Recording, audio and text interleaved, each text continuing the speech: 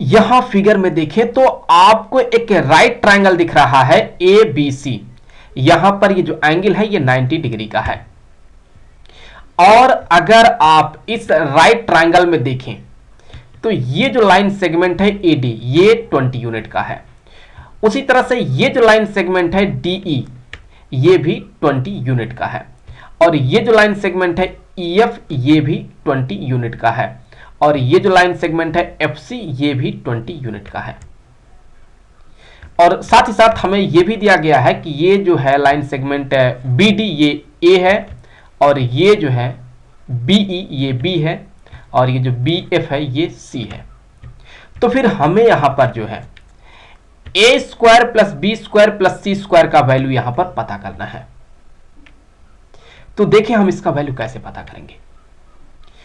उसके लिए सबसे पहले यहां पर जो है हम इस BC के पैरेलल जो है, इस BC के पैरेलल जो है हम यहां पर एक लाइन ड्रॉ करेंगे।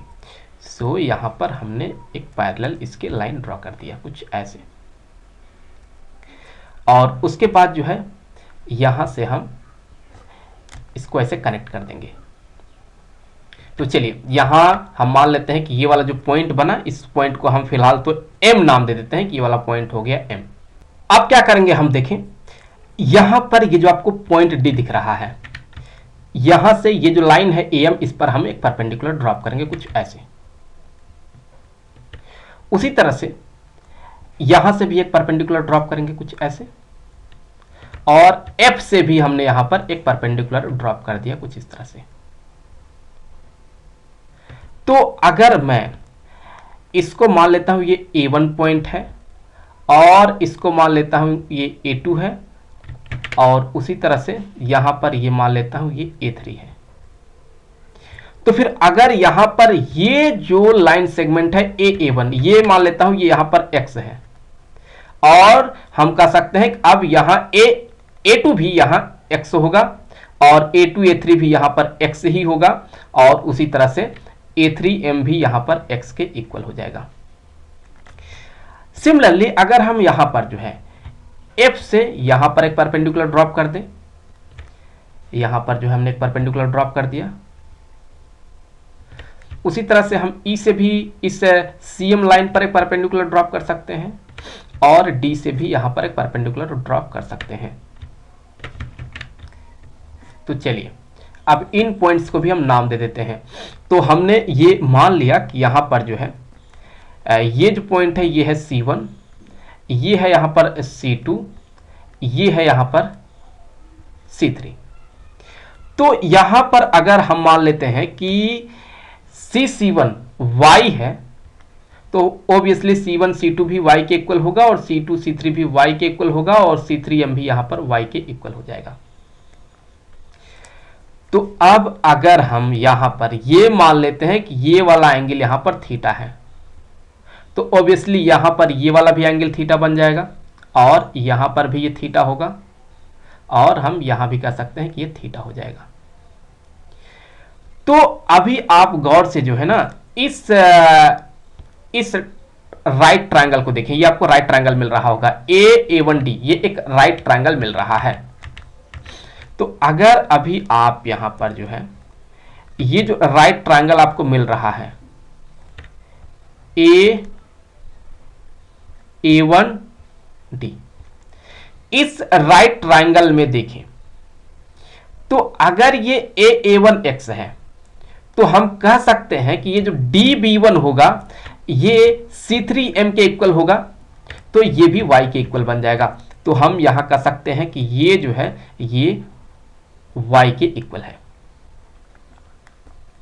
तो फिर हम यहां पर अगर देखें तो X और Y का वैल्यू क्या होगा, तो उसके लिए अगर हम इस राइट ट्रायंगल में अगर हम साइन ऑफ थीटा देखें किसके इक्वल होगा, तो हम कह सकते हैं कि जो साइन ऑफ थीटा होगा ये होगा परपेंडिकुलर। परपेंडिकुलर कौन होगा, A1 जो कि X के बराबर है, डिवाइडेड बाय हाइपोटेन्यूज। हाइपोटेन्यूज कौन है, AD जो कि 20 यूनिट के बराबर है। तो यहां से जो X होगा ये इक्वल आ जाएगा 20 साइन ऑफ थीटा के, 20 साइन ऑफ थीटा के।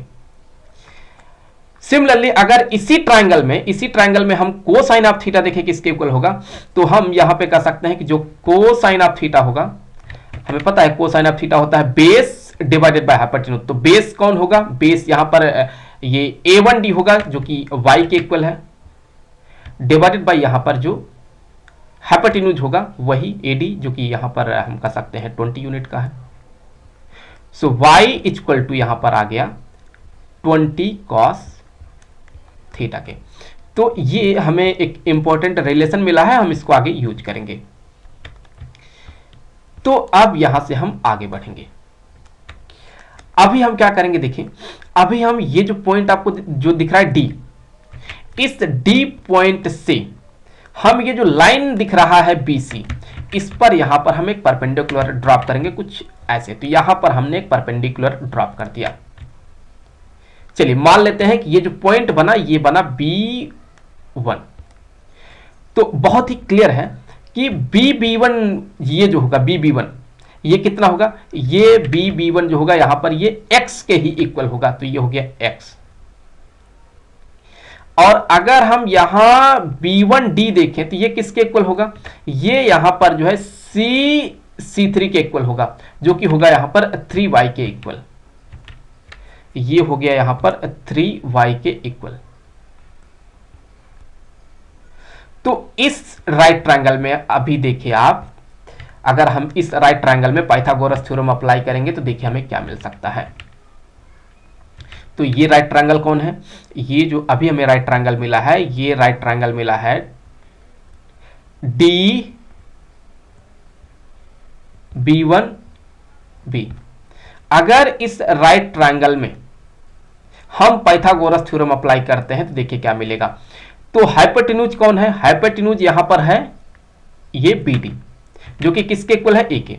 तो यहां पर हो गया A का स्क्वायर। हमें पता है कि ये हाइपोटेन्यूज जो होगा ये इक्वल होगा, हाइपोटेन्यूज का जो स्क्वायर होगा वो इक्वल होगा जो बेस है उसका स्क्वायर प्लस जो परपेंडिकुलर है उसका स्क्वायर। तो बेस कौन है, बेस यहां पर BB1 है जो कि किसके इक्वल है x के। तो x का स्क्वायर प्लस परपेंडिकुलर कौन है, ये B1D ये परपेंडिकुलर है। तो ये कितना है 3y के। तो यहां पर ये हो गया 3y का स्क्वायर। तो ये हो गया 3y का स्क्वायर। तो a स्क्वायर जो होगा ये इक्वल हो जाएगा x square plus 9y square के। तो चलिए मान लेते हैं कि ये है इक्वेशन नंबर 1। अब देखिए अब हम क्या करेंगे, यहां पर जो है ये जो E पॉइंट दिख रहा है ये, यहां से हम इस पर एक परपेंडिकुलर ड्रॉप करेंगे कुछ ऐसे। तो चलिए इस पॉइंट को नाम दे देते हैं, ये है BB2 नाम दे देते हैं। तो हम यहां पर ये कह सकते हैं कि BB2 ये जो टोटल डिस्टेंस होगा BB2 तक, ये अब यहां पर जो है x प्लस x, क्योंकि ये भी x होगा ना, तो x प्लस x ये 2x के इक्वल हो गया। तो हमें यहां पर ये एक राइट ट्रायंगल मिल रहा है। ट्रायंगल कौन मिल रहा है, राइट ट्रायंगल EB2 और ये B। तो ये एक राइट ट्रायंगल मिल रहा है जिसमें कि हम कह सकते हैं ये B हाइपोटेन्यूज हो गया, 2x बेस हो गया, और ये जो B2E है ये परपेंडिकुलर हो गया। और ये होगा कितना, ये यहां पर देख ले C से लेकर के C2 तक का जो लेंथ होगा वो 2y के इक्वल है। तो यहां पर हो जाएगा ये 2y। तो फिर यहां इस ट्रायंगल में हम पाइथागोरस थ्योरम अभी अप्लाई करने वाले हैं। तो ये जो ट्रायंगल है, ये ट्रायंगल मिला है हमें, राइट ट्रायंगल मिला है EB2B।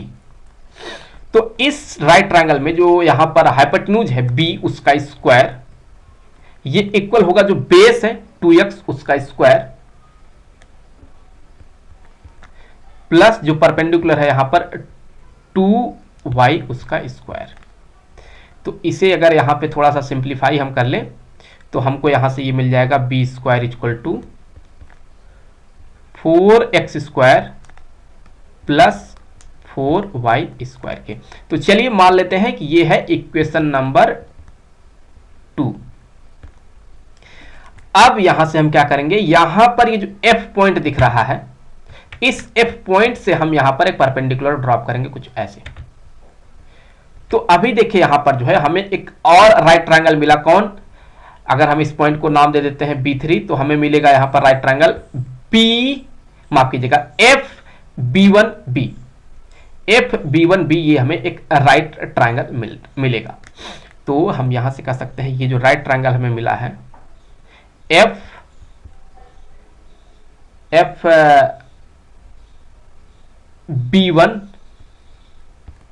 FB1 और ये B।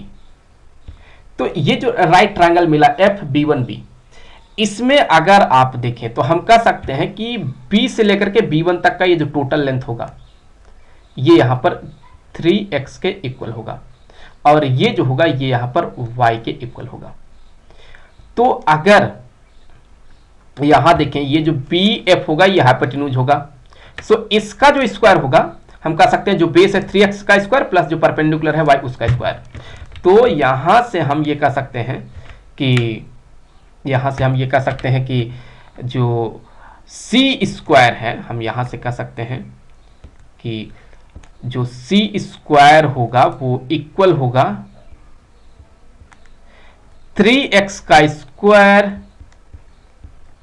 प्लस y का स्क्वायर।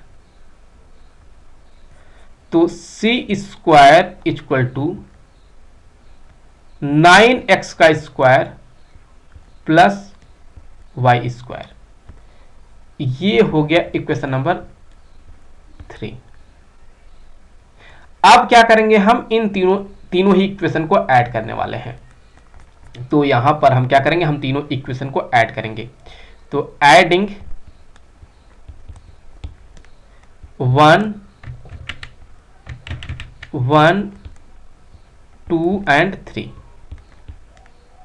तो तीनों इक्वेशन को अगर ऐड करते हैं तो हम कह सकते हैं a square plus b square plus c square ये इक्वल है यहां पर x square plus 9y square plus इसको ऐड कर लीजिए 4x square plus 4y square plus इसको ऐड कर लीजिए 9x square plus y square के। तो यहां से a square plus b square plus c square ये किसके इक्वल होगा, देखिए यहां से ये इक्वल होगा, आप x स्क्वायर 4x स्क्वायर और 9x स्क्वायर को ऐड कर लीजिए तो आपको मिलेगा ये 14x स्क्वायर। तो यहां हो गया 14x स्क्वायर प्लस उसी तरह से 9y स्क्वायर 4y स्क्वायर और y स्क्वायर को ऐड कर लीजिए तो ये भी हो गया प्लस 14y स्क्वायर के। तो फिर इससे आगे हम कह सकते हैं a square plus b square plus c square equal to 14 को आप कॉमन आउट कर लीजिए तो यहां मिलेगा हमें x square plus y square. तो x square plus y square का वैल्यू हम कहां से लिख सकते हैं, हम यहां से डाल सकते हैं x के जगह पर 20 साइन ऑफ थीटा और यहां y के जगह पर 20 कोसाइन ऑफ थीटा डाल सकते हैं। तो यहां से हम लिख सकते हैं कि ये a square plus b square plus c square equal हो गया 14, यहां पर 20 साइन ऑफ थीटा का होल स्क्वायर प्लस यहां हो गया 20 कोसाइन ऑफ थीटा का होल स्क्वायर। तो ये आ गया 14। अब 20 का स्क्वायर कितना होगा 400,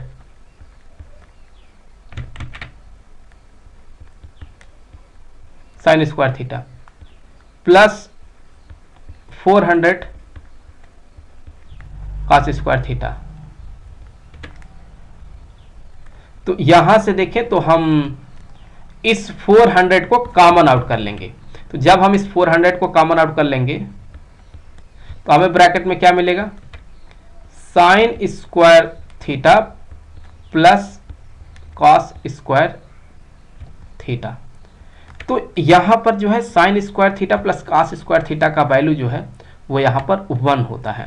तो ये 1 डाल देंगे और इसको इसके साथ मल्टीप्लाई कर लेंगे, तो ये हो जाएगा यहां पर कितना, 5600 या 5600 यहां पर मिला।